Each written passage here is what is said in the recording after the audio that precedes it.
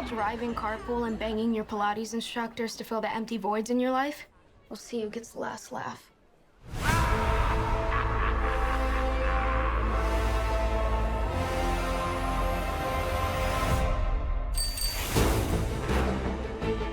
My mom grew up here, that old house on the hill. Wait, the ghost house? Is your mom Lydia Dietz? Unfortunately. She's a legend. The living, the dead. Can they coexist? Now's my chance. Hello there. Have you fallen into an open manhole? Do you find yourself in the company of strangers?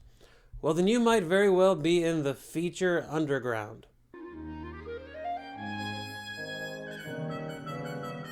My name is Hunter Lanier, and once again I am upon you with a brand new movie review, this time of Beetlejuice Beetlejuice, the long-awaited, well, maybe not, maybe people haven't been waiting on it, but the 30-plus year sequel to the 1988 classic, I'd say classic, ABC Family classic, Beetlejuice. Which I was very much a fan of growing up. So, let's get this out of the way first. I do not think Beetlejuice Beetlejuice is as good as the original. I think this is the case for two reasons. There are two core issues that stop this movie from reaching the level of the original or even surpassing it. The first is that the movie suffers from a very predictable ailment for a 30-plus year sequel. And that is that the movie is just too self-aware. There are too many forced callbacks, and the writing relies just too much on the high of seeing characters that are beloved and we haven't seen in a long, long time. And this is important because the original movie, any original movie, it's an unknown quantity. So it has to earn your attention and it has to earn your laughs. But this sequel, it relies too much on its laurels and it doesn't put in the work to become a standalone classic. To paraphrase the great Marvin Hagler, it's hard to wake up in the morning and do the work when you're sleeping in satin sheets. And this is the case, I think, for a lot of sequels.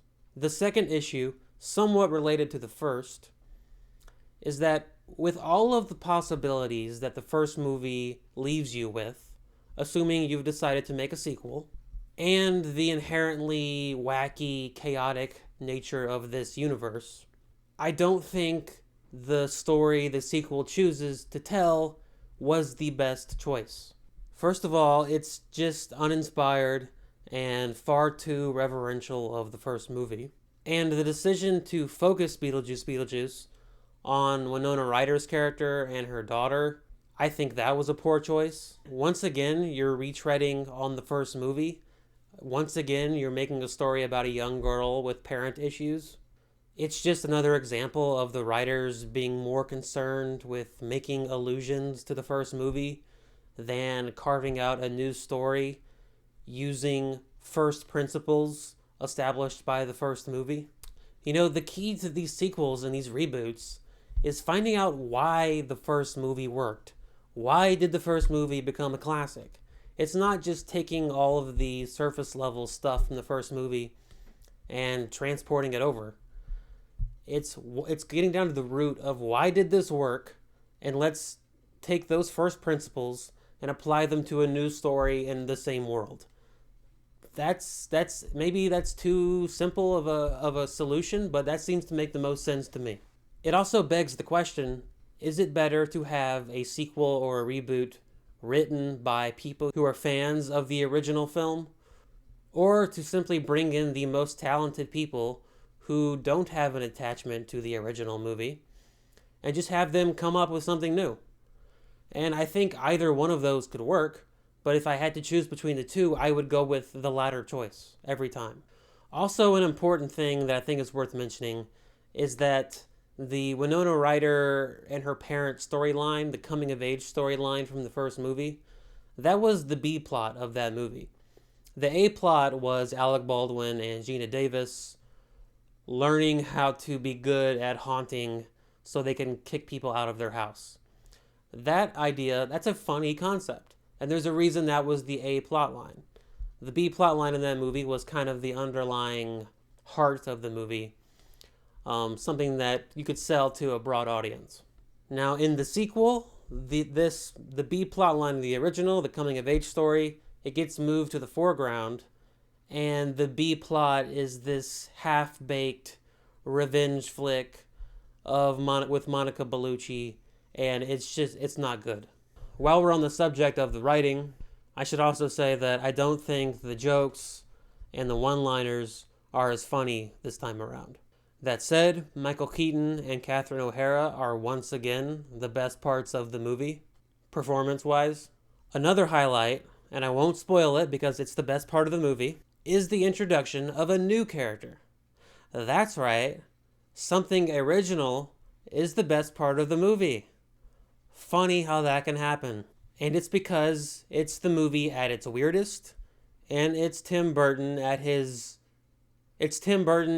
gothy sweet spot of grotesque and playful. I also want to say that Tim Burton's visual style is on full blast here, and I think to good effect. Most everything in the movie still looks practical, and many of the best gags in the movie are visual. And what I'm really saying is that Tim Burton in this movie is operating at a higher level than the screenplay is. One other thing I wanted to talk about is that one of the stories that came out in the lead up to this movie is Keaton requesting that Beetlejuice have a smaller part than perhaps was originally planned. Presumably because the idea is that Beetlejuice works best in short bursts. This became a story probably because a lot of people agree with that idea, and because the notion of an actor asking for less screen time is, needless to say, unusual. Now, maybe it's because the story in this sequel left me so numb that I'm thinking this way, but let's not forget that the original movie is called Beetlejuice for a reason. He doesn't have the most screen time in that movie, but the movie is named after him because he is the best character. He's this fun trailer trash variation on like a late night B-movie marathon host like Svengoolie. Everybody snap your fingers, or whatever you got. Close your coffin, lock your crypt, till the moon is bright. Don't go out in the day, till it's safe at night. Be careful when you fly. Fly high!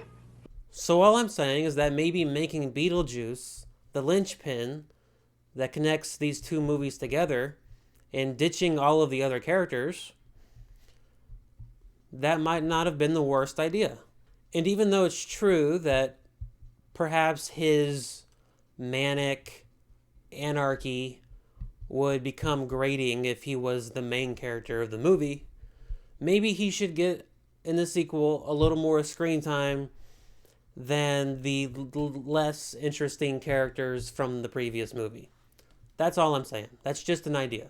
Alright, well, those are my thoughts on Beetlejuice Beetlejuice. Let me know in the comments what your thoughts are on my thoughts. Then after you see the movie, come back and we can discuss in further detail the movie. Maybe you have a differing opinion. If you do, I'd love to hear it.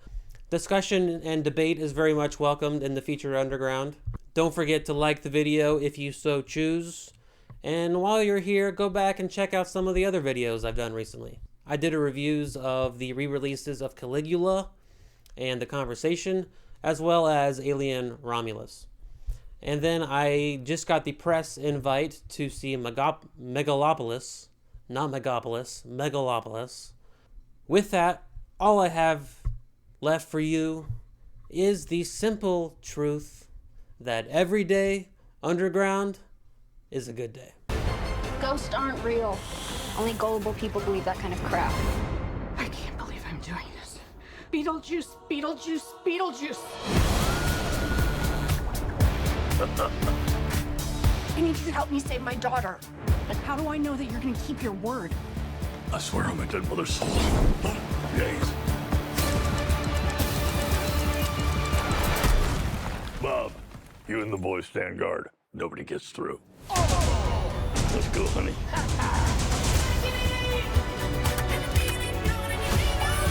Recognize this puss? Never seen that chick before in my life. Or afterlife.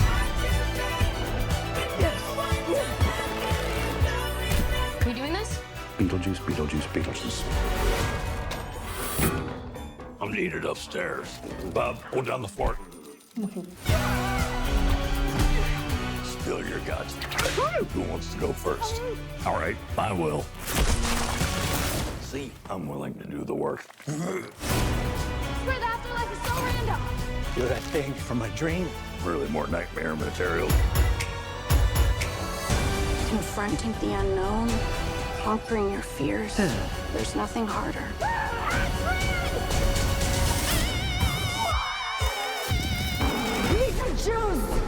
What the f? Thank you all for coming to this special occasion, but right now with like a little privacy.